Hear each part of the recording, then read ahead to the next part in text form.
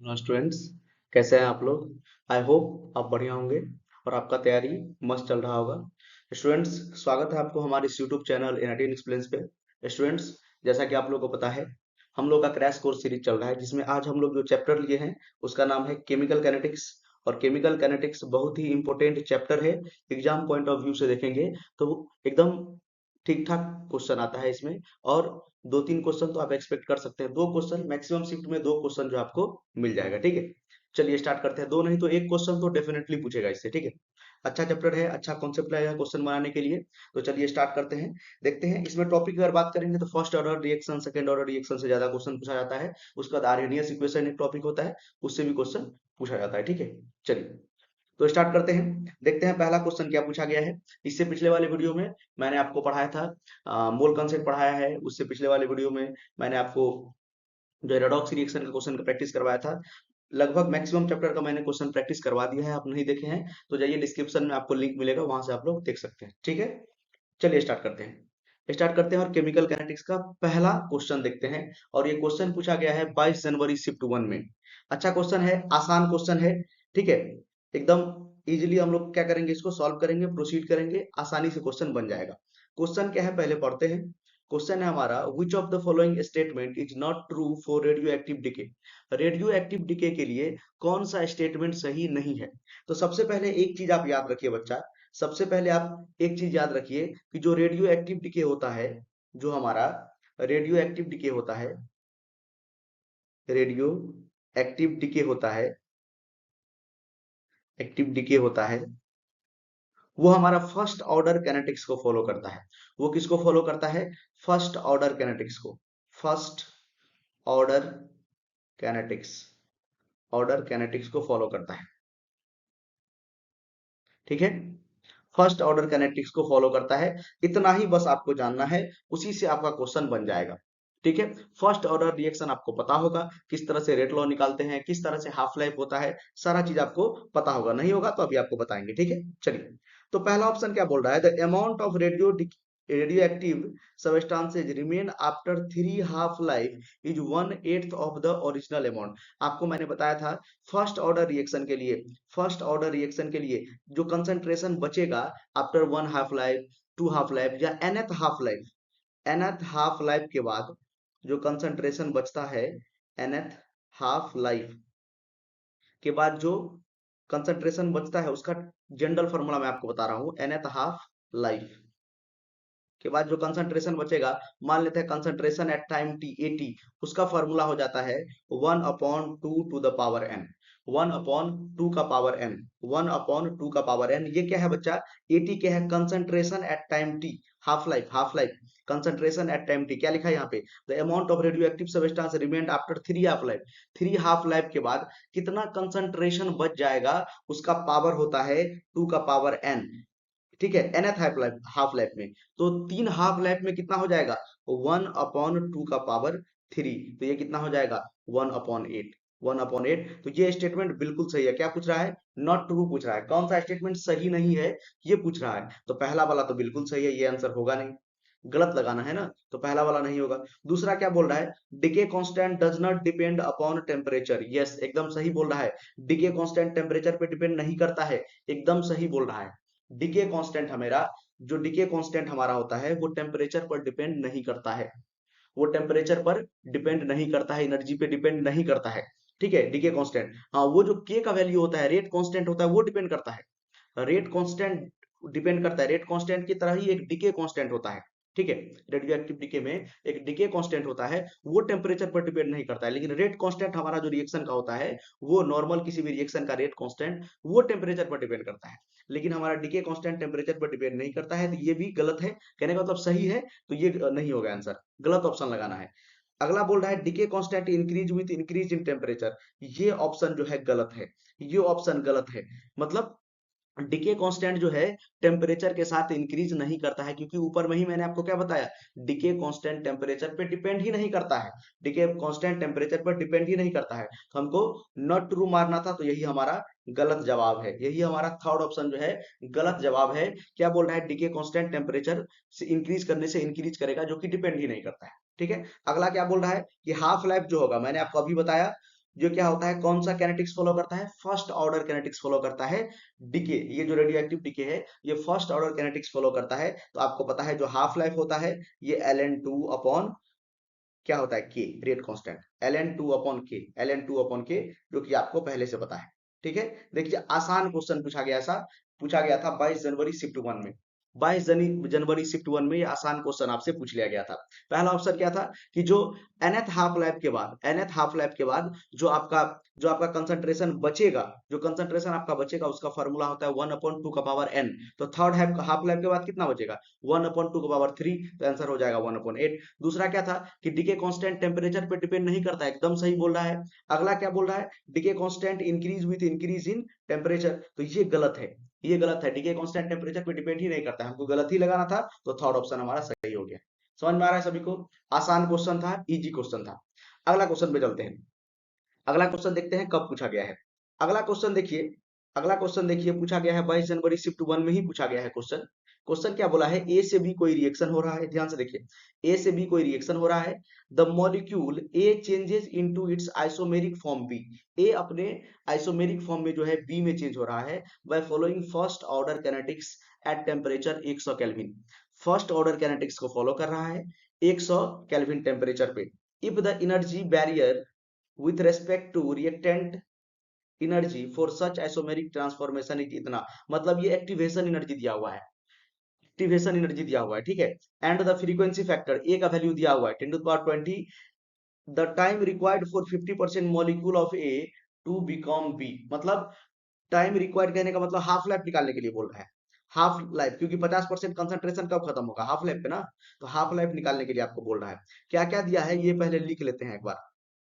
आपको टेम्परेचर दिया हुआ है, ध्यान से देखेंगे, टेम्परेचर आपका 100 केल्विन दिया हुआ है, कोई चेंज करने का जरूरत नहीं है, एक एकदम हमारा क्या है, मतलब ऐसा यूनिट में है। उसके बाद फ्रीक्वेंसी का वैल्यू दिया हुआ है, आपका फ्रीक्वेंसी फैक्टर दिया हुआ है 10⁻20, 10⁻20। एक्टिवेशन एनर्जी का वैल्यू दिया हुआ है ईए, ईए का वैल्यू दिया हुआ है 191.48 किलोजूल पर मोल, किलोजूल पर मोल। चलिए आप बताइए, तो आपको पता है कि टी हाफ का फॉर्मूला क्या होता है, यहां पर मैं आपको लिख के बताता हूं।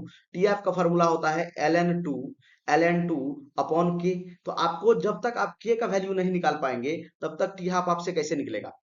Ln2 का वैल्यू तो आपको पता है 0.693 होता है, Ln2 का वैल्यू तो फिक्स है, लेकिन के का वैल्यू, के का वैल्यू आपको निकालना पड़ेगा, और के का वैल्यू निकालने के लिए हम लोग यूज करेंगे आर्हेनियस इक्वेशन। के का वैल्यू निकालने के लिए हम लोग यूज करेंगे आर्हेनियस इक्वेशन का formula, K is equal to A E to the power minus E A upon are T, E A upon are T. बताइए, ये सिंपल सा फॉर्मूला आप सभी को याद होना चाहिए, ये सिंपल सा फॉर्मूला आप सभी को याद होना चाहिए। K is equal to A E to the power E A upon are T. K हमारा क्या है, के हमारा क्या है, देखिए के हमारा क्या होता है, रिएक्शन कांस्टेंट होता है, ए हमारा क्या होता है, फ्रीक्वेंसी फैक्टर, ई ए हमारा एक्टिवेशन एनर्जी, आर होता है गैस कांस्टेंट, और टी हमारा होता है टेम्परेचर। वैल्यू पुट करेंगे के का वैल्यू इजिली जहां से हम लोग जो है फाइंड आउट कर सकते हैं। तो के इक्वल टू क्या हो जाएगा, ए का वैल्यू दिया हुआ है 10⁻20 दिया हुआ है, इंटू ई का पावर, ध्यान से देखेंगे कैलकुलेशन अच्छे से करेंगे, इसमें कैलकुलेशन अच्छा होना चाहिए तभी सॉल्व होगा ये। ई ए का वैल्यू कितना दिया हुआ है 191.48, ठीक है। किलो जूल है तो 1000 से मल्टीप्लाई कर देंगे, किलो जूल है तो 1000 से मल्टीप्लाई कर देंगे जूल में कन्वर्ट करने के लिए, ठीक है। चलिए यूनिट नहीं लिखते हैं, यूनिट तो कट जाएगा आपस में, ठीक है, यूनिट नहीं लिखते हैं, जूल में कन्वर्ट कर दिए, ठीक है। उसके बाद नीचे में देखिए आर का वैल्यू कितना है, जूल में ही है 8.314, 8.314 इंटू टेम्परेचर भी 1000 है, टेम्परेचर भी 1000 है, तो ध्यान से देखेंगे तो ये 1000 से 1000 कट जाएगा, ये 1000 से ये 1000 कट जाएगा, क्या क्या बचा, के इक्वल टू यहाँ पर हमारा बच गया 10⁻20 into E to the power, देखिए इसको आप सॉल्व करेंगे 191.48 को 8 से डिवाइड करेंगे तो आपका वैल्यू आ जाएगा, माइनस तो पहले से है 23.03। आप सॉल्व करके देखिए, आप सॉल्व करके देखिए के का वैल्यू यहां से आपका आ जाएगा, k is equal to 10 to power 20 into E to the power 23.03, one, देखिए माइनस 1.91.48, ठीक है, वन, मतलब 191.48 को आप डिवाइड करेंगे 8.314 से, तो आपका वैल्यू आएगा 23.03, ठीक है, यहां तक आ गया। इसको मैं थोड़ा सा यहाँ पर मिटा के सॉल्व करता हूँ वैल्यू, ठीक है। पहले के का वैल्यू फाइंड करते हैं। तो यहाँ से देखिए तो क्या आ जाएगा, के इक्वल टू, यहां से देखेंगे तो k इक्वल टू क्या आ जाएगा, ध्यान से देखेंगे 10 to the power 20, 10 to the power 20 into, यहां पर देखिए तो इसको मैं लिख सकता हूं 23.03 को मैं लिख सकता हूं ई टू द पावर -10 इंटू 2 ये इंटू का इंटू है, पॉइंट नहीं है ये, चलिए इसको हटा देते हैं, कंफ्यूजन होगा नहीं तो। ये मल्टीप्लाई है, ये मल्टीप्लाई का साइन है यहाँ पे, ये मल्टीप्लाई है 2.303।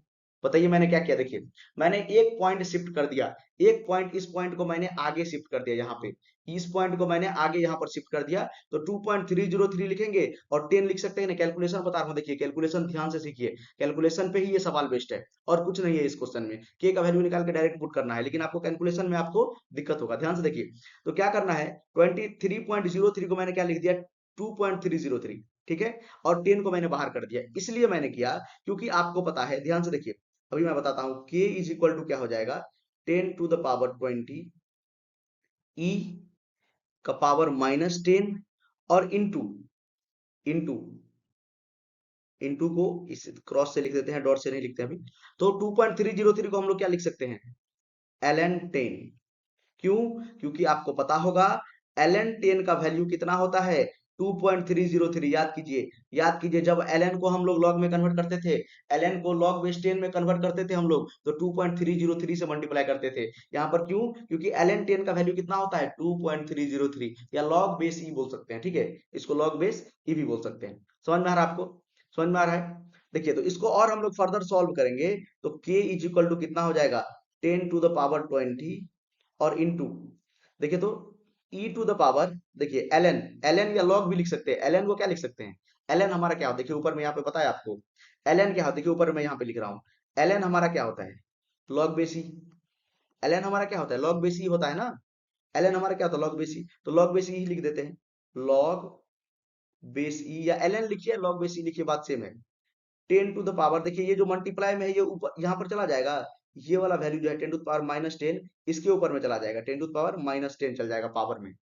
अब देखिए इसका वैल्यू होता है 1, ध्यान से देखिए, इसका वैल्यू होता है 1, इसका वैल्यू होता है 1, आप लॉग की प्रॉपर्टी में पढ़े होंगे, इसका वैल्यू होता है 1। तो यहाँ से देखिए सिंपल के का वैल्यू कितना आ जाएगा, यहाँ से सिंपल के का वैल्यू कितना आ जाएगा, ध्यान से देखिए, यहाँ पे मैं बता रहा हूँ, यहाँ पे फाइनली के का वैल्यू कितना हो जाएगा, इसका वैल्यू 1 हो गया, तो हो गया ये 10 to the power 20 into 10 to the power -10, 10 to the power -10, 10 to the power 20 into, इसका वैल्यू 1 हो गया ना, इसका वैल्यू किसके बराबर हो गया, 1 के बराबर हो गया, 1 के बराबर हो गया।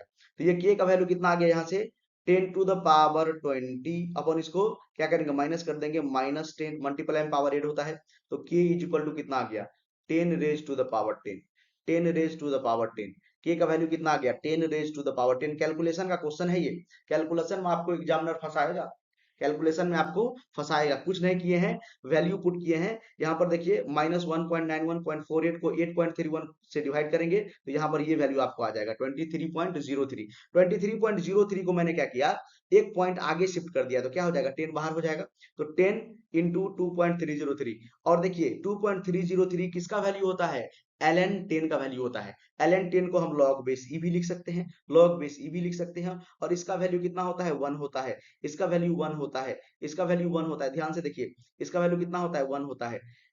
ई log e, e to the power log e, e to the power log e, base का प्रॉपर्टी मतलब लॉग का प्रॉपर्टी होता है, इसका वैल्यू कितना हो जाता है, 1 हो जाता है, इसका वैल्यू 1 पुट कर दिए, क्या हो गया, k is equal to 10 to the power 20 into 10 to the power -10, इसको सॉल्व करेंगे तो के का वैल्यू 10 टू द पावर 10 आ गया।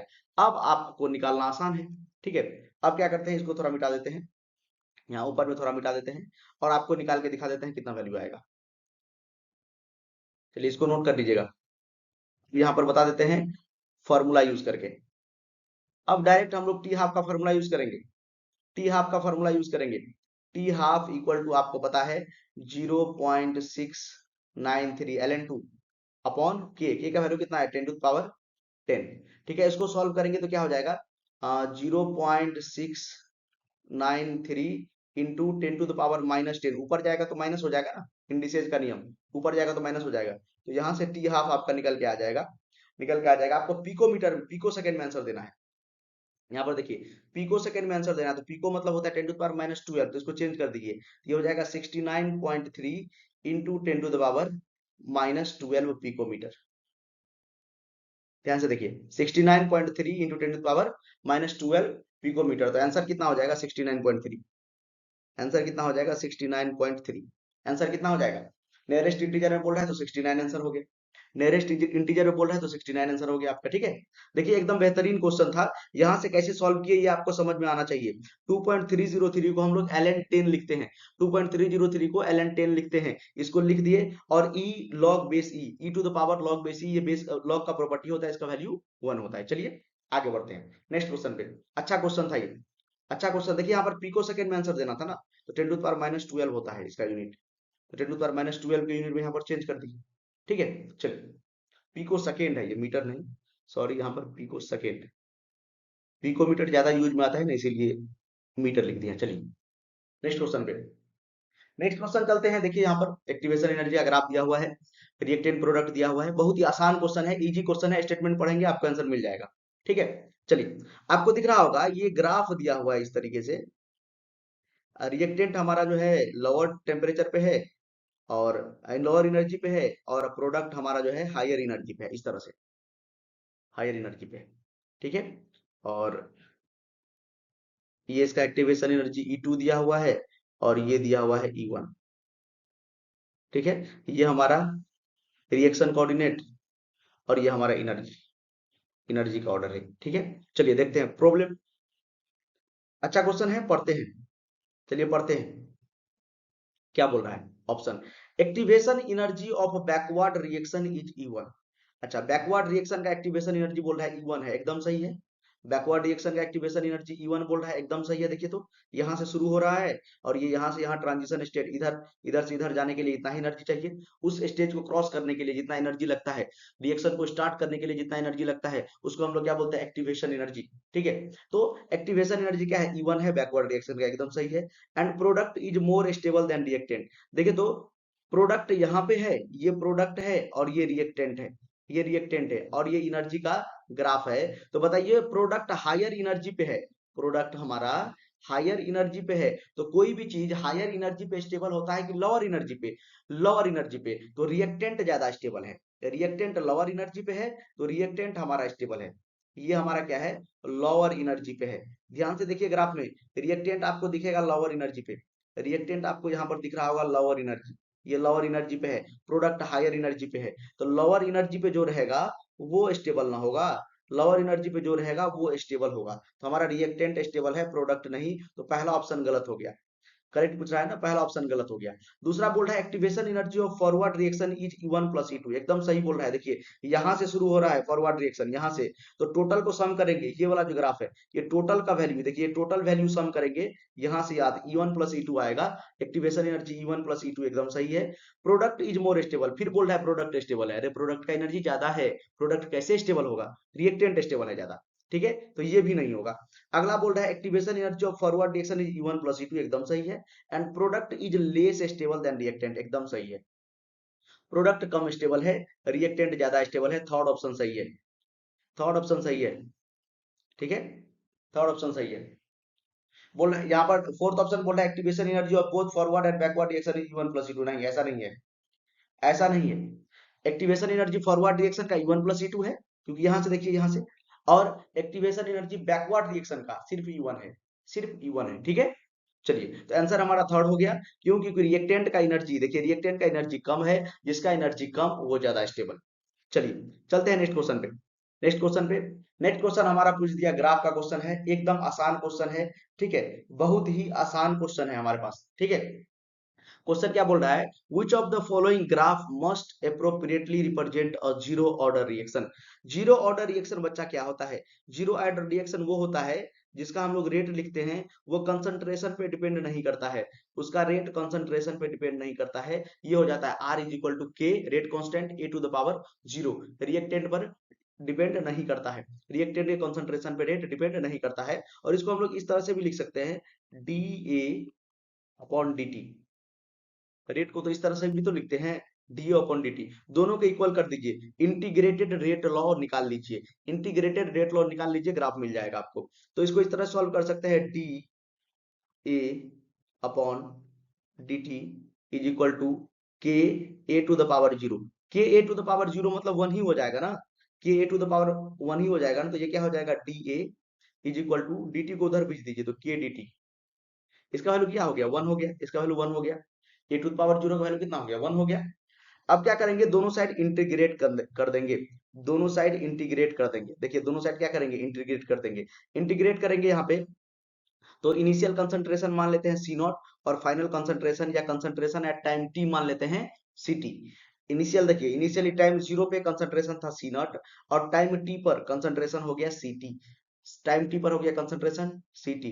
डीए का इंटीग्रेशन क्या हो जाएगा, ए, डीए का इंटीग्रेशन क्या हो जाएगा, ए, और सी नॉट से सी टी तक, सी नॉट से c t equal to, minus sign को उधर भेज देता है, ये वाला माइनस साइन को इस साइड भेज देंगे, तो क्या हो जाएगा, के, और dt का इंटीग्रेशन क्या होता है, t, जीरो से t तक। सॉल्व करेंगे, सिंपल सा इक्वेशन है, इसको सॉल्व करेंगे क्या आ जाएगा, upper limit lower limit put कीजिए, तो C T minus C naught is equal to minus के T minus zero, upper limit minus lower limit put कर दिए, C T minus C zero is equal to minus के T, तो यहाँ से c T का एक्सप्रेशन क्या आ जाएगा, c T is equal to minus के टी प्लस सी नॉट। अब आप देख लीजिए, अब आप कंपेयर कर लीजिए, इसको इसको कंपेयर करेंगे तो y is equal to m x, minus m x है, plus c, negative slope, plus c, c constant है, इनिशियल कंसंट्रेशन, यहाँ पर ग्राफ में देख लेते हैं, ये y क्या है, c T, concentration at time t, concentration और टाइम के बीच का ग्राफ, कंसंट्रेशन और टाइम के बीच का ग्राफ, ठीक है, ये टाइम, कंसंट्रेशन और टाइम के बीच का ग्राफ, तो रिएक्टेंट का कंसंट्रेशन और टाइम के बीच का ग्राफ कांस्टेंट है क्या, नहीं है, नहीं है।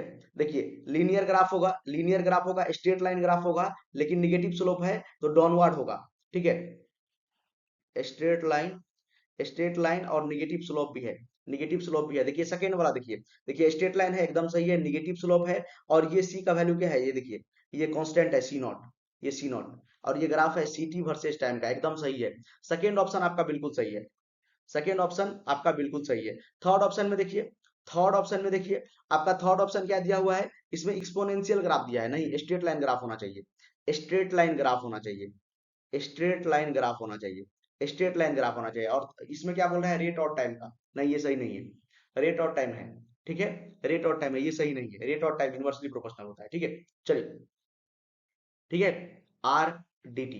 तो यहाँ पर देखिए सेकेंड ऑप्शन आपका बिल्कुल सही हो गया, क्या, क्योंकि हमारा एक्सप्रेशन क्या आया था, C T is equal to minus के टी प्लस सी नॉट, यहाँ पर क्या है, अगर C T concentration versus time में, कंसंट्रेशन वर्सेज टाइम में देखेंगे तो negative slope straight line graph आएगा, negative slope straight line graph आएगा, ठीक है, तो इसीलिए ये आंसर हो गया ऑप्शन सेकेंड, ऑप्शन सेकेंड आपका आंसर आ गया। आराम से देखिए, इस तरह से आप जो है निकाल भी सकते हैं, इस तरह से integrated rate law zero order के लिए आप निकाल भी सकते हैं, कुछ नहीं करना है, जीरो ऑर्डर रिएक्शन के लिए इनिशियल कंसंट्रेशन पे रेट ऑफ रिएक्शन डिपेंड नहीं करता है, तो are is equal to k a to the power zero लिख दिए। उसके बाद देखिए इस तरह से भी तो रेट को हम लोग रिप्रेजेंट करते हैं, इस तरह से रेट को रिप्रेजेंट करते हैं, minus d upon d t is equal to r, minus d upon d t equal to r, और दोनों इक्वेशन को इक्वेट कर दिए, और यहाँ से इंटीग्रेटेड रेट लॉ निकल गया, और यहीं से हम लोग क्या निकाल लिए, ग्राफ का नेचर, ग्राफ का नेचर। चलिए समझ में आया, चलिए नेक्स्ट क्वेश्चन पे, नेक्स्ट क्वेश्चन पे चलते हैं, और ये अच्छा क्वेश्चन है, अच्छा क्वेश्चन है, क्वेश्चन क्या बोला है, आरएनएस इक्वेशन पे है फिर से,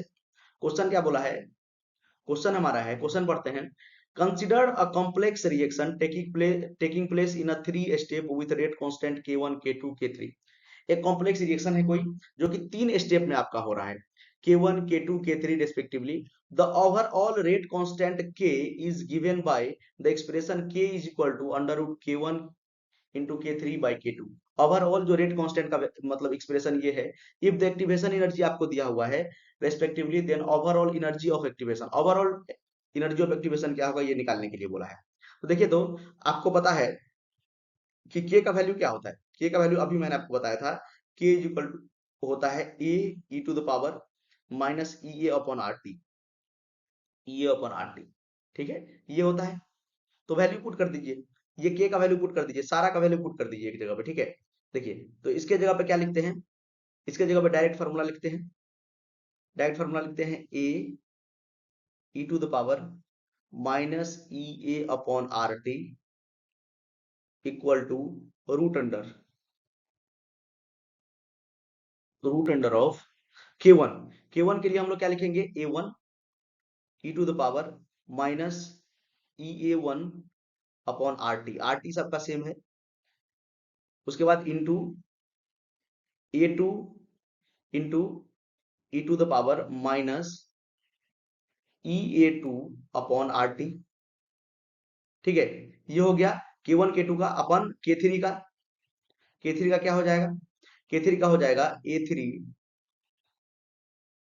into E to the power minus E A upon are t. देखिए, तो इतना सब समझ में आया। यही स्टेप बस करना था, इसके बाद आसान है क्वेश्चन। इसके बाद क्वेश्चन आसान है। सबके जो है मतलब एक्सपोनेंशियल टर्म को जो है क्या करेंगे, सबके पावर वाले टर्म को क्या करेंगे, इक्वेट करेंगे। बस इतना ही करना है हमको, बस इतना करना है और आसान क्वेश्चन है। ठीक है, चलिए सबको अगर इक्वेट करेंगे तो आपको क्या मिल जाएगा, E upon R T, E upon R T is equal to, देखिए सबके ये वाला टर्म को इक्वेट कर रहे हैं। सबका जो एक्सपोनेंशियल टर्म है, ये वाला जो टर्म है, इसको बस हम लोग इक्वेट कर रहे हैं। सबका ये वाला टर्म को हम लोग इक्वेट कर रहे हैं। ठीक है, तो एक बात बताइए, ये पावर वाले टर्म को इक्वेट करेंगे तो रूट भी तो पावर में है, तो रूट के बदले क्या आ जाएगा, 1/2। रूट का वैल्यू कितना होता है, 1/2। समझिए ध्यान से, हम लोग जो क्या कर रहे हैं, पावर वाले को इक्वेट कर रहे हैं। पावर जो है, ये जो पावर वाला ई टू द पावर जितना भी टर्म है, सारा को हम लोग क्या कर रहे हैं, इक्वेट कर रहे हैं। तो ये रूट जो इस साइड है, ये भी तो पावर में रहता है। रूट तो पावर में ही रहता है हमेशा, इसीलिए रूट का वैल्यू 1/2 मैंने आगे में लिख दिया। ठीक है, एक माइनस से, देखिए ये सब मल्टीप्लाई में है, तो इसका जो माइनस है, इसको थोड़ा मिटाते हैं और समझाते हैं आपको। इसका जो ये वाला माइनस है, यहाँ पर जो ये वाला माइनस है, इसको इस वाले माइनस से मैंने क्या किया, कैंसिल कर दिया। इस वाले माइनस को इस वाले माइनस से कैंसिल कर दिया। उसके बाद देखिए क्या हो जाएगा, ई ए, ये भी पॉजिटिव में आएगा, E A upon are T, E A one upon are T plus, देखिए ये नीचे वाला जो माइनस है, नीचे वाला जो माइनस है ई ए थ्री आ जाएगा ऊपर में, तो प्लस आ जाएगा ई A three upon R T, और माइनस, ये वाला माइनस तो माइनस ही रहेगा, ये वाला माइनस तो नहीं कटा है, ये वाला माइनस तो माइनस ही रहेगा, तो हो जाएगा ई A two upon R T. समझिए, यही स्टेप बस समझना है और कुछ नहीं करना है क्वेश्चन में। बहुत आसान क्वेश्चन है, बहुत आसान क्वेश्चन है। एक माइनस से एक माइनस मैंने काट दिया, और ये 1/2 क्यों आया, क्योंकि हम पावर को इक्वेट कर रहे हैं, तो रूट भी तो पावर में है, रूट का वैल्यू तो पावर में ही होता है, 1/2।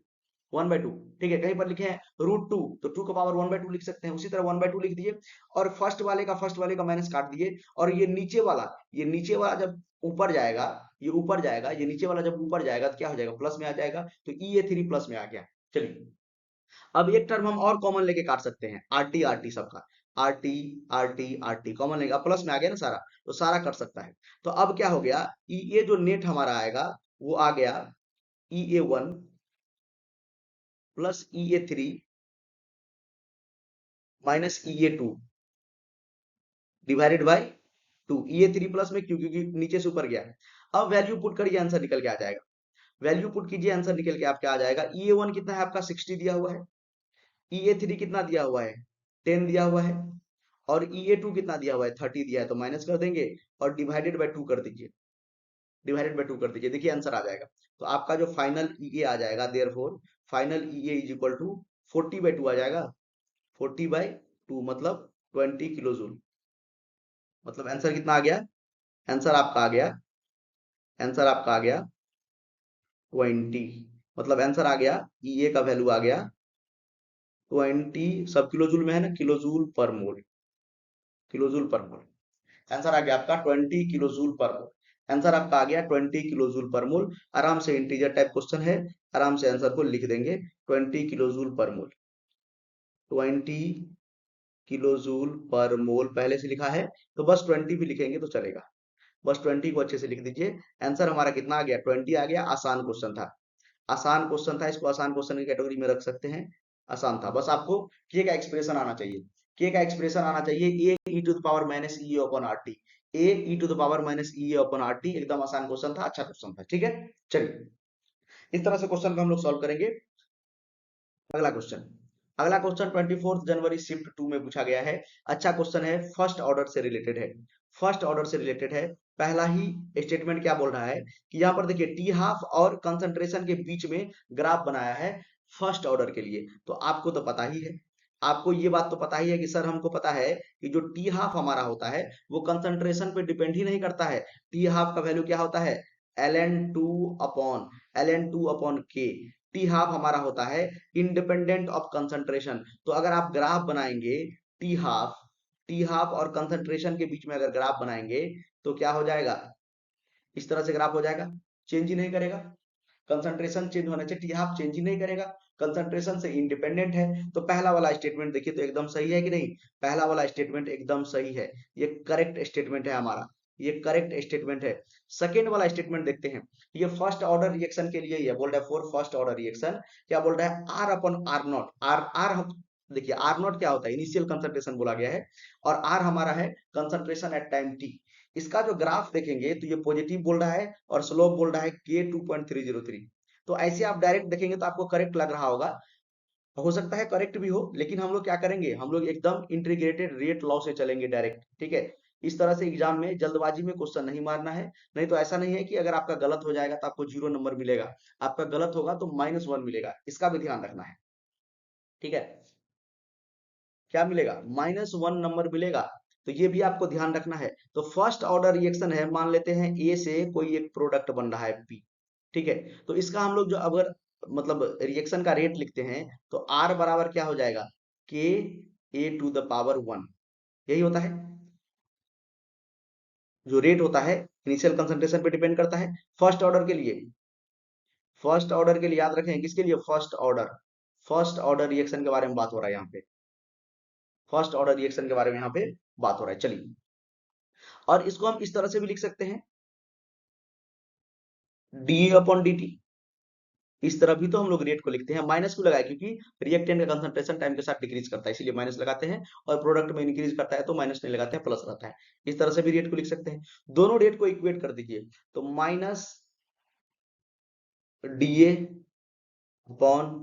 -dA/dt is equal to KA⁻1। ठीक है, मैं आपको सॉल्व करके बता रहा हूं। अब देखिए, इसको इंटीग्रेट करना है तो ए को नीचे लाइए, टर्म को सेम करना पड़ेगा ना, dA/A is equal to, minus को साइड भेज देते हैं, KT, ठीक है। इंटीग्रेट करेंगे, इसको करते हैं इंटीग्रेट, इसको भी करेंगे इंटीग्रेट, और इंटीग्रेट करने के को बाहर निकाल लेंगे, उसके बाद करेंगे, ठीक है। टाइम बराबर 0 पे मान लेते हैं इनिशियल कंसंट्रेशन इसका था R0, जो कि क्वेश्चन में दिया हुआ है, ठीक है। R0 दिया है तो R0 लेते हैं, सिटी दिया रहा था तो सिटी लेते, जो दिया रहा था उस हिसाब से हम लोग ले लेते। और फाइनल कंसंट्रेशन मतलब कंसंट्रेशन एट टाइम टी पे आर दिया हुआ है, टाइम जब टी है तो कंसंट्रेशन आर दिया हुआ है। इंटीग्रेट करेंगे इसका, dA/A क्या होता है, क्या होता है, dx/x, ln x होता है ना, ln x होता है, तो लिखेंगे ln A, और कहां से कहां तक, R0 से R तक, R0 इज इनिशियल कंसंट्रेशन, और यहां पर करेंगे तो आ जाएगा -k टी से, डायरेक्ट लिख देते हैं, मतलब यहाँ पर क्या हो जाएगा, के dt होगा ना, के dt होगा यहाँ पे, सिंपल टी मैंने लिख दिया है, के dt, तभी तो इंटीग्रेट करेंगे इसको, के dt, और इसका इंटीग्रेशन क्या हो जाएगा, टी हो जाएगा, dt का इंटीग्रेशन टी हो जाएगा, और के बाहर आ जाएगा, तो ये 0 से टी हो गया। अब थोड़ा सा और इसको सॉल्व करेंगे, एक्सप्रेशन निकालेंगे, ठीक है। थोड़ा सा और सॉल्व करेंगे, थोड़ा सा और सॉल्व करेंगे, ध्यान से देखिए, वैल्यू पुट कर दीजिए, तो ये क्या हो जाएगा, ln upper limit r minus ln lower limit R0, ln r minus ln R0 is equal to -KT, put करेंगे t -0 हो जाएगा, KT। अब इसको आपको लॉग में कन्वर्ट करना है, क्योंकि यहाँ पर देखिए, यहाँ पर जो आपको स्लोप दिया है 2.303 दिया हुआ है, तो ठीक है, चेंज कर दीजिए। अच्छा, पहले क्या करते हैं, इसको माइनस साइन हटा देते हैं, क्योंकि यहाँ पर माइनस साइन आपका नहीं है, यहाँ पर पॉजिटिव साइन है, यहाँ पर पॉजिटिव साइन है। इसको हटाने के लिए इसको उल्टा दीजिए, इसको उल्टा कर दीजिए, उल्टा कर देंगे तो क्या हो जाएगा, नहीं तो दोनों साइड माइनस से मल्टीप्लाई कर दीजिए, ये भी बोल सकते हैं, या लॉग में भी हम लोग रेसिप्रोकल कर सकते हैं, ठीक है। इस तरह से देखिए, या सिंपल आप समझिए कि दोनों साइड माइनस से मल्टीप्लाई कर दीजिए, ये क्या हो जाएगा, -ln r अब प्लस ln r0, माइनस से मल्टीप्लाई कर दीजिए, इज इक्वल टू KT हो गया, ठीक है, हो गया कि नहीं, बताइए। और हम इसको लॉग कर देते हैं, इसलिए लॉग कर देते हैं क्योंकि यहाँ पर लॉग है, तो लॉग करने के लिए 2.303 से मल्टीप्लाई करना पड़ेगा, तो कर देते हैं, 2.303 से मल्टीप्लाई करेंगे 2.303, और यहाँ पर आपका आ जाएगा एल एन आर नॉट ऊपर आएगा क्योंकि पॉजिटिव है, और एल एन आर नीचे आएगा क्योंकि निगेटिव है। माइनस से मल्टीप्लाई किया था, ये माइनस हटाने के लिए, ये वाला माइनस हटाने के लिए। देखिए ध्यान से, केटी के सामने जो माइनस है उसको हटाने के लिए, क्योंकि यहाँ पर जो है आपको एक्सप्रेशन जो दिया है उसमें माइनस साइन यहाँ पे नहीं है। ठीक है, तो इक्वल टू यहाँ पे क्या आ जाएगा, के अपॉन ये 2.303 को इसके नीचे भेज देते हैं, तो हो जाएगा के अपॉन 2.303 इंटू टी। अब देखिए ये 2.303 को मैं यहाँ से हटा देता हूँ। अब देखिए एक्सप्रेशन ऐसा दिख रहा है, देखिए तो सेम एक्सप्रेशन दिख रहा है। L n r naught, l n या लॉग बोल दीजिए क्योंकि 2.303 से मैंने मल्टीप्लाई कर दिया है, तो इसको लॉग बोल दीजिए, इसको डायरेक्ट आप बोल दीजिए लॉग। इसको भी हटा के मैं डायरेक्ट आपको लिख के दिखाता हूँ कि ये हो जाएगा लॉग। देखिए log r naught upon r is equal to k upon 2.303 t. एकदम सही है। आर नॉट अपन आर है क्या? नहीं, आर अपन आर नेट है, ये गलत है, ये गलत है। देखिए ये गलत है। अगर स्लोप आप पॉजिटिव लेते हैं, अगर आप स्लोप पॉजिटिव लेते हैं तो आर अपन आर नॉट नहीं, आर नॉट अपन आर आना चाहिए। देखिए यहाँ पे आर नॉट अपन आर आना चाहिए, ये सही है। एक बार मैं मिटा के फिर से लिख देता हूँ, आपको अगर दिक्कत हो रहा है देखने में तो। देखिए मैं फिर से लिख देता हूँ यहाँ पे, फ्रेश में लिख देता हूँ कि यहाँ पर मैंने क्या किया था, 2.303 से मल्टीप्लाई किया लॉग में कन्वर्ट करने के लिए, तो हो गया ये लॉग। और ये आर को ऊपर नहीं नीचे लिखेंगे, क्यों? क्योंकि आर नेगेटिव में है। अब बराबर ये क्या आया, के अपॉन 2.303 टी, के अपॉन 2.303 टी। देखिए अच्छा क्वेश्चन था ये एक अच्छा क्वेश्चन था, ये एक अच्छा क्वेश्चन था। आप डायरेक्ट देखते ना तो एक नजर में आप इसको सही बोल देते, डायरेक्ट एक नजर में आप इसको क्या बोल देते, सही। सेकंड स्टेटमेंट आप बोलते सही, लेकिन ये सही नहीं है, ये सही नहीं है। क्यों? क्योंकि अगर ये आप पॉजिटिव स्लोप इसका बोल रहे हैं तो ये हो जाएगा आर नॉट अपन आर। ठीक है, तो ये गलत है, ये स्टेटमेंट गलत है। यहाँ पर मैंने क्या किया था, इस स्टेप में देखिए, इस वाले स्टेप में, ये वाला स्टेट मतलब स्टेप सबसे इंपॉर्टेंट है। इसमें मैंने दोनों साइड माइनस से मल्टीप्लाई कर दिया, तब जाके उसमें क्या किया, लॉग मतलब लॉग ए बाई बी किया था। ठीक है, याद रखेंगे। ये वाले इसको मैं जो है थोड़ा स्टार मार्क कर देता हूँ, इसको स्टार मार्क, ये वाला स्टेप जो है यहां से ध्यान रखेंगे। ठीक है, तो सेकेंड वाला स्टेटमेंट गलत है, फर्स्ट वाला स्टेटमेंट सही है। कौन सा ऑप्शन में होगा? पहला both statement false, statement first false नहीं, स्टेटमेंट पहला सही है। Statement first is true but second is false, fourth option. First वाला सही है, सेकेंड वाला गलत है, फोर्थ ऑप्शन। समझ में आ रहा है सबको? सभी को समझ में आ रहा है? अच्छा क्वेश्चन था ये। चलिए इस तरह से हम लोग जो है रेट लॉ का एक्सप्रेशन लिखेंगे, तब जाके फाइंड करेंगे। ऐसे नहीं, ऐसे नहीं कि हवाबाजी में ऐसे देख लिए आंसर मार दिए, आपको निगेटिव नंबर मिलेगा, निगेटिव नंबर मिलेगा ऐसे में। ठीक है, चलिए ये क्वेश्चन एक अच्छा क्वेश्चन है। ठीक है, चारों ऑप्शन के लिए आपको फाइंड आउट करना पड़ेगा। ठीक है, क्वेश्चन दिया हुआ है, इस साइड आपको टी हाफ दिया हुआ है, और इस साइड आपको जो है कंसंट्रेशन दिया हुआ है मोल पर लीटर में। बोल रहा है for a given reaction r से पी में कन्वर्ट हो रहा है, t half is related to a naught as given below. ठीक है, which of the following statement is true, कौन सा सही है इसमें? तो बोल रहा है the order of reaction is 1/2। तो आपको पता है टी हाफ का रिलेशन जो होता है कंसंट्रेशन से, वो डायरेक्टली प्रोपोर्शनल होता है ए टू द पावर या A naught to the power 1 minus N, ये हमारा होता है।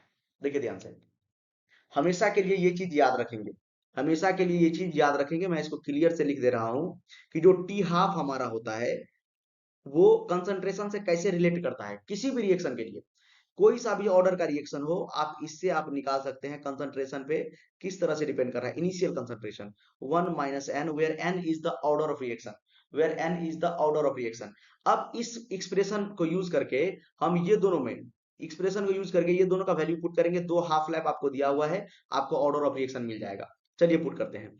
टी हाफ एक का दिया है 200, तो लिख देते हैं 200 अपॉन एक का दिया हुआ है 100, तो लिख देते हैं 100। और डायरेक्टली प्रोपोर्शनल है, इसको इक्वल टू आप लिख सकते हैं। ठीक है, ए नॉट, ए नॉट कितना दिया हुआ है पहले वाले का, 0 पॉइंट, एक मिनट, आपका ए नॉट दिया हुआ है, आपका ए नॉट दिया हुआ है 0.100। अगला आपका दिया हुआ है 0.025, और दोनों का पावर कितना होना चाहिए, 1 माइनस एन। आराम से सॉल्व करेंगे, पहला ऑप्शन मैं सॉल्व कर रहा हूं, इसको सॉल्व करेंगे तो ये कट जाएगा, मतलब 2 आ जाएगा। 2 इक्वल टू, यहाँ पर भी देखिए पॉइंट के बाद 3 नंबर है, यहाँ पर भी पॉइंट के बाद 3 नंबर, तो ये कितना हो जाएगा 100 अपॉन 25, 100 अपॉन 25 का पावर 1 माइनस एन। देखिए आसान है कि नहीं, इजी है। यहाँ से आप डायरेक्ट सॉल्व कर सकते हैं, आपको समझ में आ रहा होगा। देखिए 2 इक्वल टू, यहाँ पर देखिए 4 आ जाएगा, 4 का पावर 1 - n। मैं एक स्टेप स्टेप में सॉल्व कर रहा हूँ। देखिए, 2 का पावर 1 लिख सकते हैं, कुछ भी नहीं है तो यहाँ पर क्या लिख सकते हैं, 2 का पावर 2, 2 का पावर 2 और मल्टीप्लाई कर दीजिए 1 - n को, क्योंकि ये भी पावर में है। तो ये क्या हो जाएगा, पावर को इक्वेट करेंगे तो आ जाएगा आपका पहले 2 का पावर 1 इज इक्वल टू 2 का पावर 2 - 2n। पावर को कर दीजिए इक्वेट, पावर को कर दीजिए इक्वेट, आपको ऑर्डर ऑफ रिएक्शन मिल जाएगा, आपको ऑर्डर ऑफ रिएक्शन मिल जाएगा। चलिए, पावर को करेंगे इक्वेट, पावर को ध्यान रखेंगे, पावर को इक्वेट कर रहे हैं तो पावर को इक्वेट करेंगे तो 1 इज इक्वल टू, देखिए इसका पावर 1 है ना, इसका पावर 1 है, तो 1 इज इक्वल टू हो जाएगा 2 - 2n, 2 - 2n। ये 2 को उस साइड भेजिए तो 1 - 2 इज इक्वल टू -2n। 1 में से 2 को सब्ट्रैक्ट करेंगे तो आएगा -1 इज इक्वल टू -2n। देखिए माइनस से माइनस कट जाएगा, माइनस से माइनस कट जाएगा, तो यहाँ से n का वैल्यू कितना आ जाएगा, 1/2। मतलब ऑर्डर ऑफ रिएक्शन कितना है, हाफ। ऑर्डर ऑफ रिएक्शन कितना है, हाफ। तो इसके लिए आप ये एक्सप्रेशन ध्यान रखिए, बहुत ही इंपॉर्टेंट एक्सप्रेशन है ये। टी हाफ का रिलेशन कंसंट्रेशन से कैसे होता है, टी हाफ का रिलेशन इनिशियल कंसंट्रेशन से कैसे होता है, ठीक है। टी हाफ का रिलेशन इनिशियल कंसंट्रेशन से कैसे होता है, जैसे आपको पता होगा फर्स्ट ऑर्डर रिएक्शन में, फर्स्ट ऑर्डर रिएक्शन के लिए टी हाफ कंसंट्रेशन से इनवर्सली प्रोपोर्शनल होता है। 1 पुट कर दीजिए, 110 हो जाएगा, A0 का पावर 0 हो जाएगा, ठीक है, इस तरह से। तो हमारा फर्स्ट वाला ऑप्शन एकदम सही है, फर्स्ट वाला ऑप्शन देखिए एकदम सही है, बोल रहा है कि the order of reaction is 1/2, the order of reaction is 1/2, एकदम सही बोल रहा है। अगला देखते हैं, इसको नोट कर लीजिए, अगला दिखाते हैं। चलिए, अगला क्या है, अगला ऑप्शन पढ़ेंगे, ऑप्शन देख के सॉल्व करेंगे, ठीक है। जैसे पहले में बोल रहा था ऑर्डर निकालने के लिए, तो ऑर्डर निकाल लिए, ऑर्डर हमारा 1/2 आ गया, ऑर्डर हमारा 1/2 आ गया। दूसरा क्या बोल रहा है, दूसरा क्या बोल रहा है, इसमें देखेंगे 2-3 क्वेश्चन साथ में ही है, 2-3 क्वेश्चन आपको ऑप्शन सॉल्व करना पड़ेगा अच्छे से, उसके लिए आपको अच्छा मतलब कॉन्सेप्ट आना चाहिए। चलिए, अगला क्या है, b option, if A0 is 1 molar then t half is 200√10 minute. ठीक है, देखते हैं, देखते हैं। तो बोल रहा है कि A0 इस बार 1 मोलर ले लेते हैं, तो कोई भी दो उठा लेते हैं यहाँ से, कोई भी दो उठा लेते हैं, तो एक ये वाला उठा लेते हैं 200 और इसका कंसंट्रेशन इतना है, ठीक है। तो बोल रहा है जब इसका टी हाफ कितना है, टी हाफ इक्वल टू 200 है, तो इसका कंसंट्रेशन कितना है, A0, इसका A0 है आपका 0.100, और इसका बोल रहा है जब इसका A0, जब इसका जब इसका टी हाफ 200√10 है, तो इसका A0 कितना है, 1 मोलर है, 1 मोलर है। यही दोनों को यूज करके सॉल्व कर लेते हैं, टी हाफ निकाल लेते हैं। चलिए, तो क्या हो जाएगा यहाँ पे, देखिए ध्यान से, इसका टी हाफ 200 डिवाइडेड बाय इसका कंसंट्रेशन, देखिए मतलब इसका टी हाफ 200 है, इसका टी हाफ, इसका टी हाफ है 200, और इसका टी हाफ मान लेते हैं, सेकेंड वाले का टी हाफ को निकालना है हमको, सेकेंड वाले का टी हाफ, ये टी हाफ निकालना है सपोज, ठीक है। ये अगर इतना आ गया तो मान लेंगे सही है।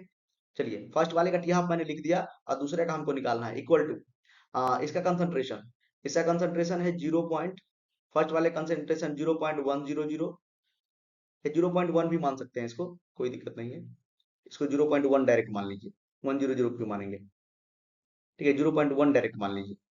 पॉइंट के बाद जितना भी जीरो रहता है उसका कोई वैल्यू नहीं होता है, अपॉन यहाँ पर कितना 1 मोलर है तो इसको 1 मान लेते हैं, और to the power 1 - n, 1 - n का वैल्यू कितना है, सर n का वैल्यू तो हमको पता है, अभी निकाले, ऑर्डर ऑफ रिएक्शन कितना है, 1/2, ऑर्डर ऑफ रिएक्शन एन 1/2 है, 1/2 अभी हम लोगों ने निकाला है ऑर्डर ऑफ रिएक्शन, तो लिख लीजिए 1 - 1/2, तो ये कितना आ जाएगा, 1/2 आ जाएगा। तो यहाँ से देखिए क्या आ जाएगा, 200/T half is equal to 0.1 का पावर 1/2, 0.1 का पावर 1/2, इसको नीचे मिला लीजिए, उसको उस साइड लेके चले जाइए, तो यहाँ से हमारा निकल के आ जाएगा, यहाँ से देखिए, यहाँ पर बता रहा हूँ, तो यहाँ से हमारा टी हाफ हो जाएगा 200 डिवाइडेड बाई 0.1 का पावर 1/2, 0.1 का पावर 1/2, ठीक है। चलिए, दोनों साइड स्क्वायरिंग कर दीजिए, दोनों साइड स्क्वायरिंग कर देते हैं। दोनों साइड स्क्वायरिंग करने पे क्या होगा, देखिए यहाँ पर मैं क्या कर रहा हूँ, दोनों साइड स्क्वायरिंग कर रहा हूँ, ध्यान से देखेंगे, दोनों साइड स्क्वायरिंग कर देते हैं, सॉल्व करने के लिए कैलकुलेशन है बस। तो स्क्वायरिंग करेंगे, देखिए तो 200 का स्क्वायर करेंगे तो कितना आ जाएगा, ऊपर वाला थोड़ा मिटा दूं मैं, देखिए यहाँ पे देखिए तो अगर टी हाफ यहाँ पर कितना आ जाएगा देखिए। चलिए ऊपर वाला थोड़ा मिटाते हैं, इसको नोट कर लीजिए। यहाँ पर मैं थोड़ा सा ऊपर वाला मिटाता हूँ। यहाँ पे कैलकुलेशन आपका नीचे में दिख रहा है, देखिए। अगर मैं क्या कर दूं, यहाँ पे दोनों साइड मैंने स्क्वायरिंग कर दिया, तो टी हाफ का स्क्वायर, टी हाफ का स्क्वायर, ध्यान से देखेंगे, अच्छा क्वेश्चन है ये।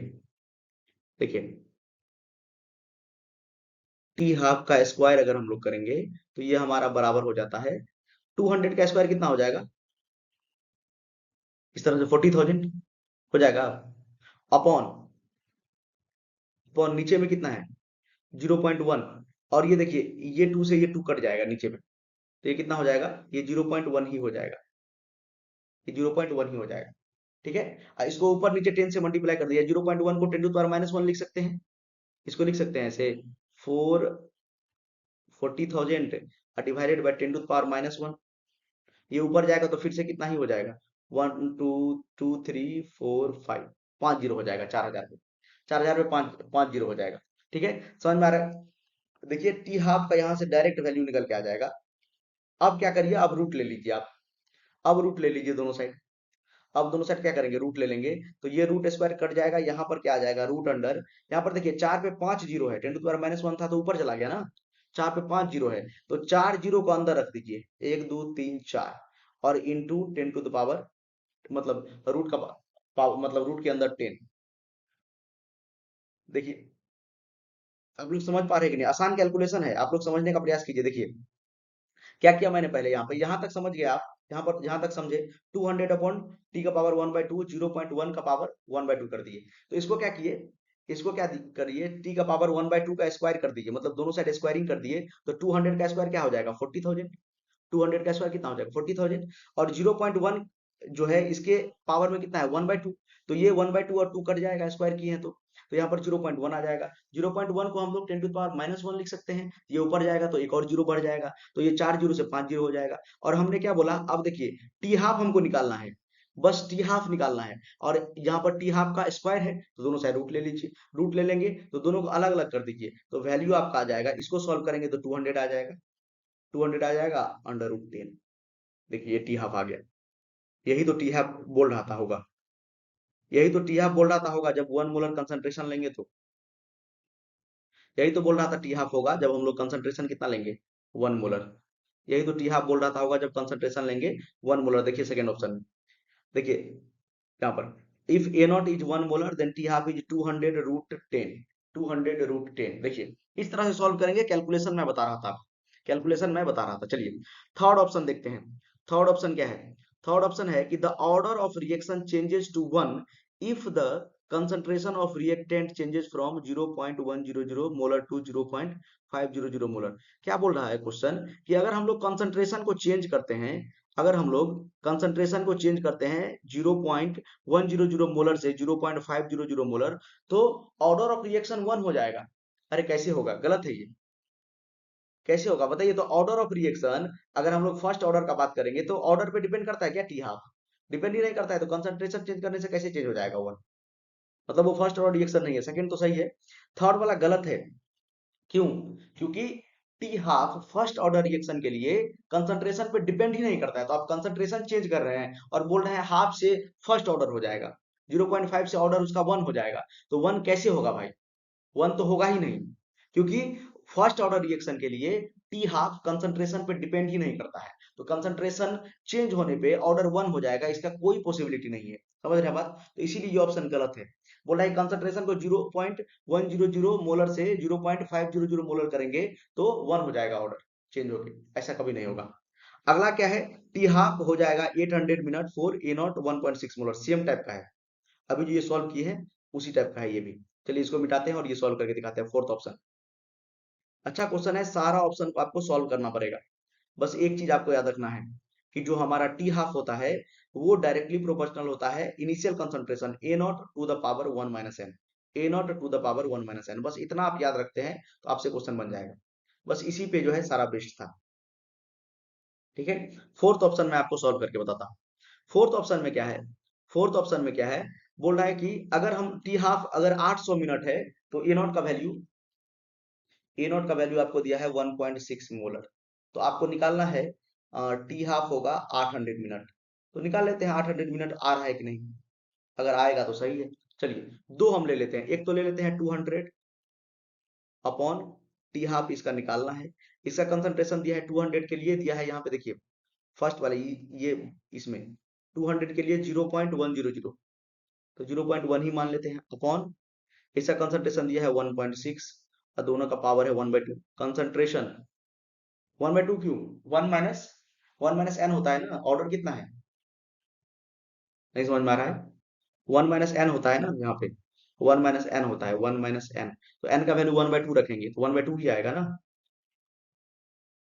क्या हो जाएगा, डायरेक्ट 1/2 लिख देते हैं, डायरेक्ट 1/2। चलिए चलिए इसको करते हैं सॉल्व, आराम से इसको सॉल्व करेंगे इत्मीनान से। ये हो जाएगा 200 upon t half equal to 0.1 और 0.6 को सॉल्व करेंगे तो 1/16 आ जाएगा। 1/16 का पावर 1/2, 1/16 का पावर 1/2। ठीक है, इसको सॉल्व करेंगे तो ये आ जाएगा 200 upon t half is equal to, यहाँ पर देखिए 1/16 को सॉल्व करेंगे तो ये इस तरह से सॉल्व होगा। 16, 1/16 क्या लिख सकते हैं, 1/4, और रूट 1/16 को 1/4 लिख सकते हैं, इधर मल्टीप्लाई कर दीजिए तो टी हाफ आपका आ जाएगा 200 × 4। तो देयरफॉर टी हाफ हमारा आ जाएगा 800 मिनट। 800 मिनट एकदम सही है। टी हाफ 800 मिनट होगा जब कंसंट्रेशन ये होगा, 800 मिनट होगा जब कंसंट्रेशन 1.6 होगा। डी ऑप्शन भी आपका सही है, तो तीन ऑप्शन आपका सही है, A B D. A B D, C सही नहीं है क्योंकि बोल रहा है कि कंसंट्रेशन चेंज करते हैं तो रिएक्शन मतलब रिएक्शन का ऑर्डर चेंज होकर 1 हो जाता है, कभी नहीं होगा।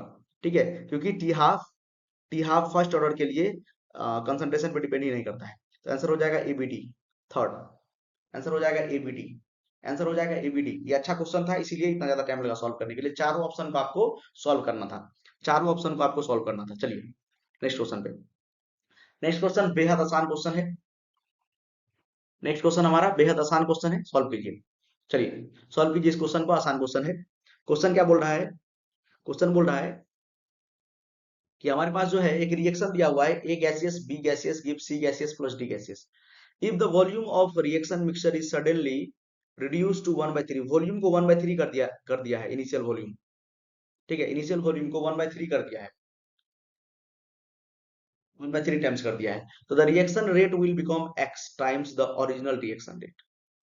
तो मतलब वॉल्यूम चेंज करेंगे ना, वॉल्यूम अगर 1/3 कर देते हैं, 1/3 कर देते हैं इनिशियल वॉल्यूम का, तो रेट ऑफ रिएक्शन क्या हो जाएगा, इनिशियल रेट से कितना गुना हो जाएगा।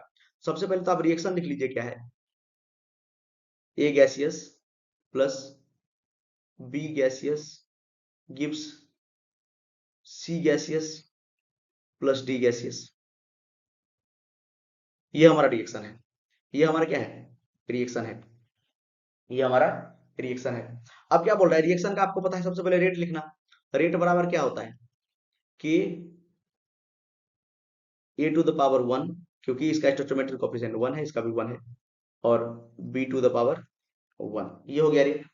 ठीक है, और रेट को, ये जो कंसंट्रेशन लिखे हैं इसको क्या लिख सकते हैं, number of moles upon volume, number of moles upon volume, इसका भी number of moles upon volume, और पावर भी 1। ये इनिशियल रेट है, इसको मान लेते हैं R1, इसको मान लेते हैं R1।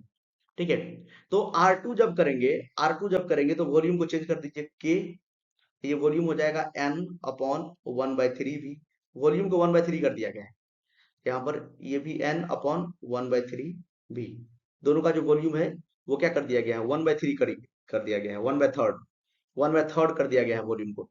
तो यहाँ से R2 क्या आ जाएगा, R2 इक्वल टू देखिए 3 ऊपर जाएगा, k इंटू 3n/v, ये भी कितना हो जाएगा 3n/v, दोनों कितना हो जाएगा 3n/v, दोनों हमारा हो जाएगा 3n/v, 3n/v। ठीक है, इसको क्या करेंगे, दोनों 3 को बाहर निकालेंगे तो R2 इक्वल टू हो जाएगा 3 × 3 k n/v और n/v। इसको सॉल्व करेंगे तो R2 इक्वल टू आ जाएगा 9 इंटू, देखिए इसके जगह पे R1 लिख सकते हैं, इसके जगह पे R1 लिख सकते हैं, देखिए R1, क्योंकि R1 का वैल्यू कितना है, ये R1 का वैल्यू यही तो है, R1 का वैल्यू यही तो है। तो देखिए तो R2 इक्वल टू क्या आ गया हमारा, हमारा आंसर आ गया R2 इक्वल टू 9R1। मतलब वॉल्यूम को अगर घटाएंगे, वॉल्यूम को घटाएंगे कंसंट्रेशन बढ़ जाएगा, वॉल्यूम को घटाएंगे कंसंट्रेशन बढ़ जाएगा, वॉल्यूम को घटाएंगे कंसंट्रेशन बढ़ जाएगा। कंसंट्रेशन पर यूनिट वॉल्यूम बढ़ता है वैसे, ये बोल सकते हैं। तो कंसंट्रेशन बढ़ेगा तो रिएक्शन क्या हो जाएगा, रिएक्शन का रेट क्या हो जाएगा, फास्ट हो जाएगा। रिएक्टर का रेट, रिएक्शन का रेट 9 गुना हो गया, 9 गुना हो गया, 9 टाइम्स। आंसर हो जाएगा सेकेंड, 9 टाइम्स सेकेंड, 9 टाइम्स, 9 गुना बढ़ जाएगा। आसान क्वेश्चन था ये बेहद आसान क्वेश्चन आपसे पूछा था, आसान क्वेश्चन था। ठीक है, चलते हैं नेक्स्ट क्वेश्चन पे। नेक्स्ट क्वेश्चन पे ये भी अच्छा क्वेश्चन है। ठीक है, इस तरह से आपको पैरेलल रिएक्शन दो तीन दिया रहता है और आपको बोलता है निकालने के लिए। इसमें आपको क्या बोला है निकालने के लिए, ओवरऑल ऑर्डर निकालने के लिए बोला है, ओवरऑल ऑर्डर निकालने के लिए बोला है। तो मेन रिएक्शन पे सबसे पहले ध्यान दीजिए आप। मेन रिएक्शन हमारा क्या है, तो मेन रिएक्शन हमारा है A2 plus B2 gives 2AB। ये हमारा है मेन रिएक्शन, ये हमारा मेन रिएक्शन है। A2 plus B2 gives 2AB, A2 plus B2 gives 2AB, A2 plus B2 gives 2AB। तो बताइए तो इसका आप रेट लिख सकते हैं क्या, इसका रेट जब लिखेंगे तो क्या आएगा इसमें, K reaction constant, A2 B2, यही आएगा कि नहीं, यही आएगा कि नहीं बताइए, यही आएगा। बट यहाँ पे 3 स्टेप में रिएक्शन हो रहा है, रिएक्शन हमारा 3 स्टेप में हो रहा है।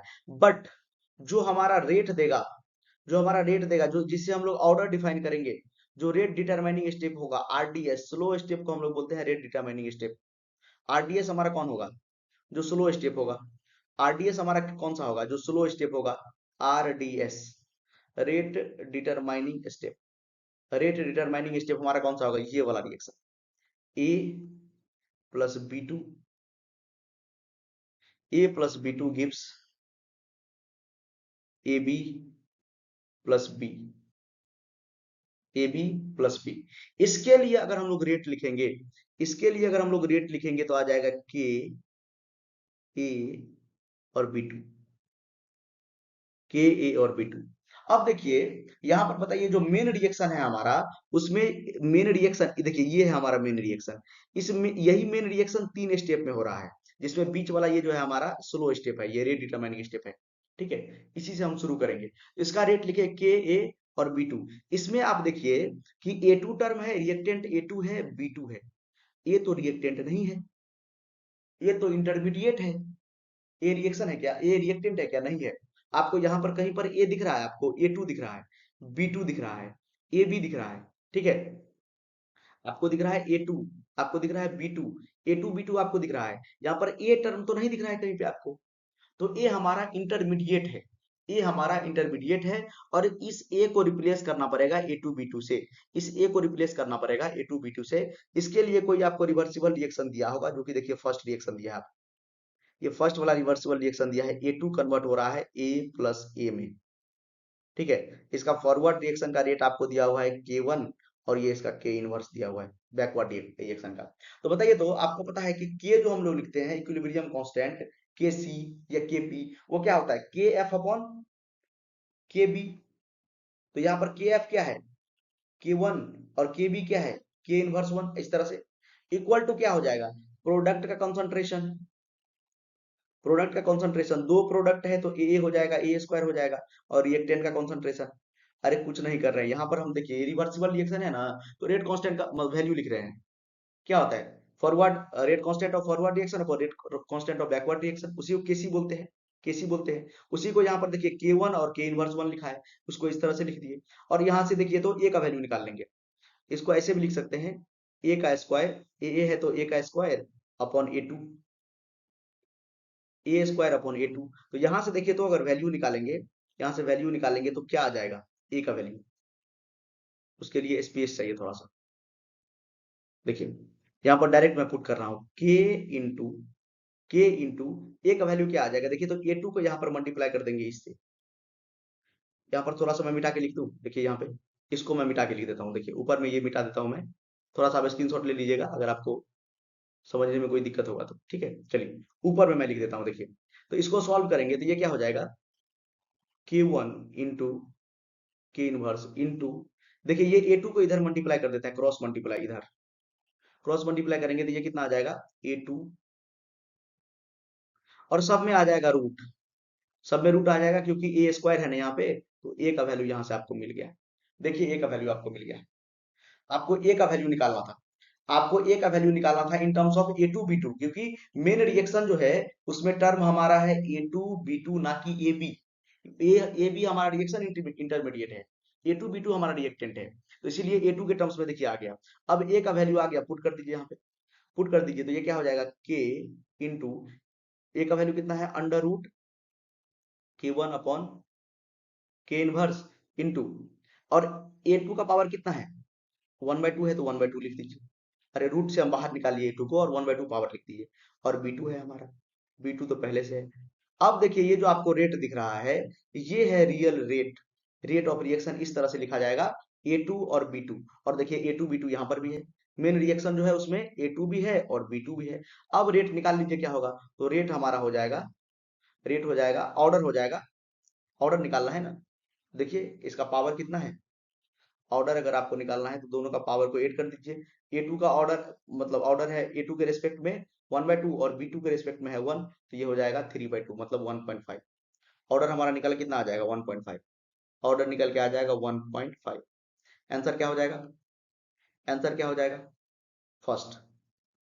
देखिए आसान था, आसान क्वेश्चन था ये क्वेश्चन आसान था। इसमें क्या करना था आपको, जो स्लो स्टेप होगा वो हमारा रेट डिटरमाइनिंग स्टेप होता है, जो हमारा स्लो स्टेप होता है वो रेट डिटरमाइनिंग स्टेप होता है, ये आपको समझना पड़ेगा। ये जो हमारा स्लो स्टेप है ये हमारा रेट डिटरमाइनिंग स्टेप है, ये हमारा आरडीएस है, आरडीएस है। बट इसका जब हम लोग रेट कांस्टेंट का वैल्यू लिखेंगे, रेट मतलब इसका जब हम लोग क्या लिखेंगे, रेट ऑफ रिएक्शन लिखेंगे, तो इसमें ए टर्म आ रहा है।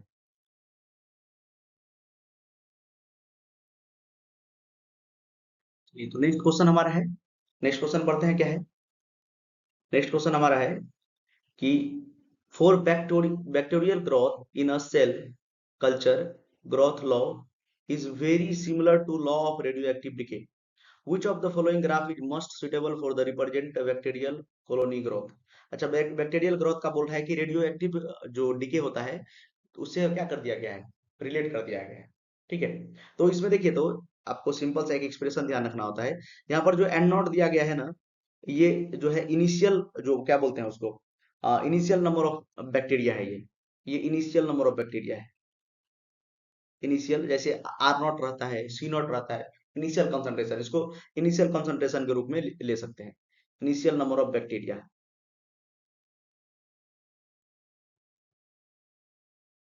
उसी तरह अगर हम लोग बात करेंगे N, ये हमारा क्या है, मतलब number of bacteria at time T,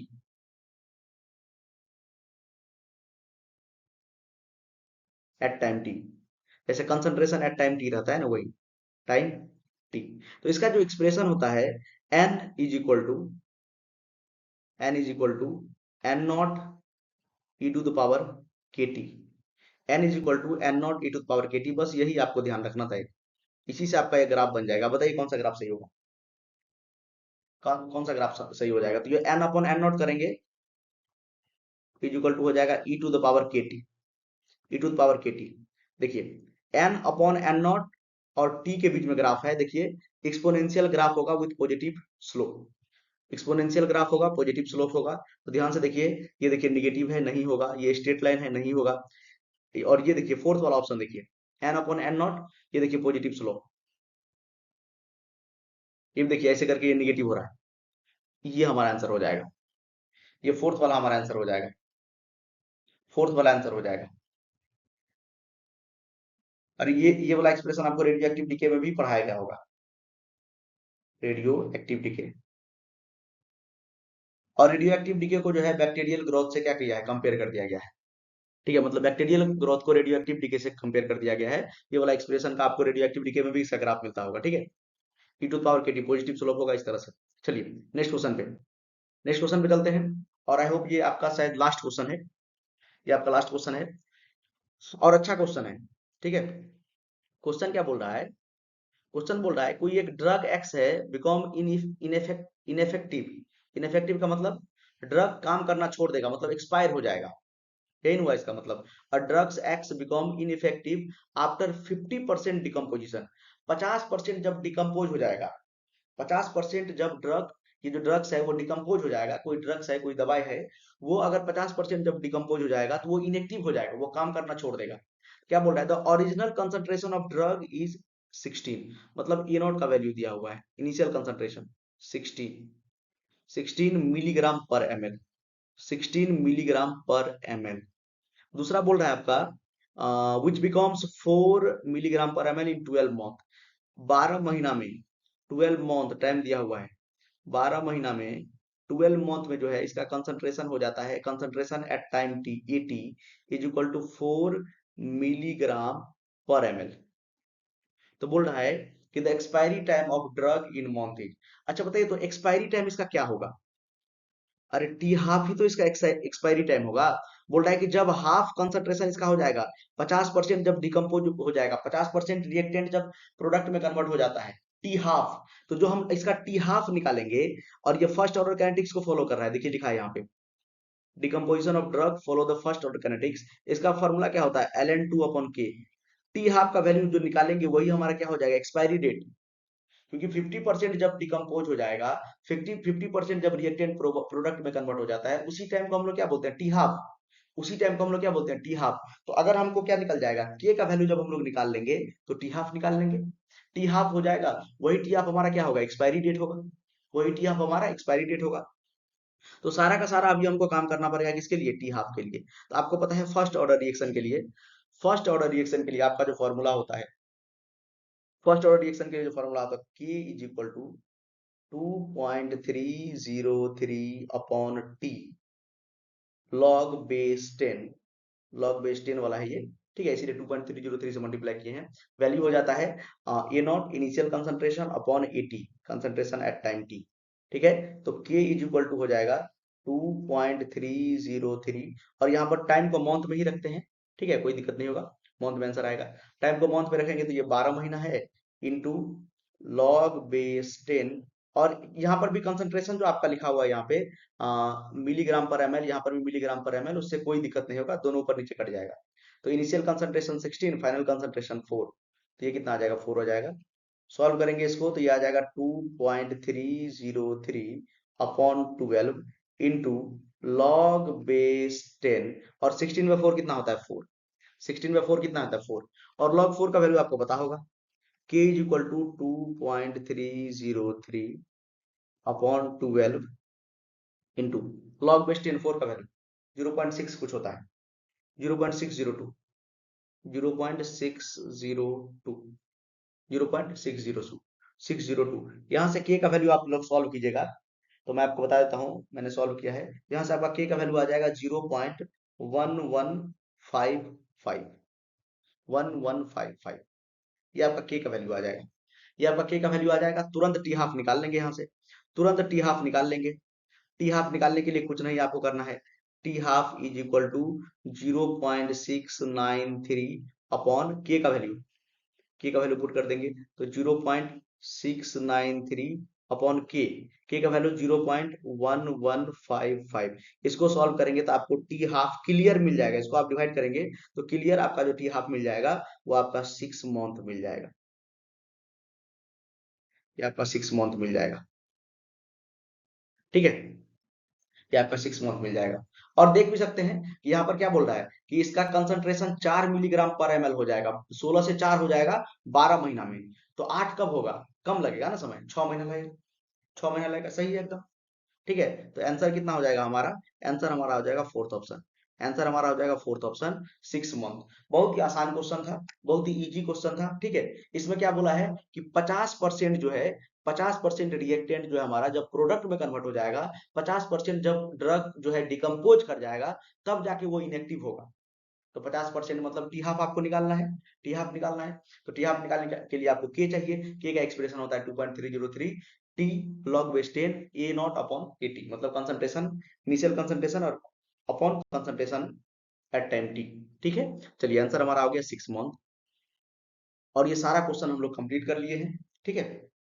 और ये हमारा किसका था? केमिकल काइनेटिक्स का था, जो कि अच्छा चैप्टर है, अच्छा कॉन्सेप्ट लगता है क्वेश्चन बनाने के लिए। अच्छे से पढ़िए, केमिकल काइनेटिक्स आपको बहुत हेल्प करेगा, ठीक है। चलिए, तो आज के लिए इतना ही, और आपको बोलना चाहते हैं थैंक यू। वीडियो आने में थोड़ा 1-2 दिन डिले हो सकता है, क्योंकि अभी हाथ ये पूरी तरीके से ठीक नहीं हुआ है, ठीक है। तो थोड़ा हो सकता है कि डिले होगा, लेकिन आप लोग मेहनत करते रहिए, पढ़ते रहिए। मैं आपको लास्ट तक सपोर्ट करूंगा, लास्ट तक आपके एग्जाम तक जो है आपको सपोर्ट करूंगा, ठीक है। आपके एग्जाम तक सपोर्ट करूंगा, और सारा चैप्टर खत्म करने के बाद मैं आपको जो है चैनल से जुड़े रहिए आप, आपको जो है लास्ट एग्जाम तक जो है सपोर्ट करेंगे, और आपको शॉर्ट ट्रिक वगैरह, चैप्टर का मतलब शॉर्ट नोट्स वगैरह, उसके बाद मतलब क्या बोलते हैं उसको, इजी तरीके से ट्रिक वगैरह कैसे, या कौन सा इंपॉर्टेंट, जैसे केमिकल बॉन्डिंग है, केमिकल बॉन्डिंग में कौन कौन सा टॉपिक इंपॉर्टेंट है, कौन कौन सा टॉपिक से क्वेश्चन आएगा, उसके लिए 10 मिनट 15 मिनट में रिवीजन सीरीज भी आपके लिए ला रहे हैं, ठीक है। चलिए थैंक यू, पढ़ते रहिए।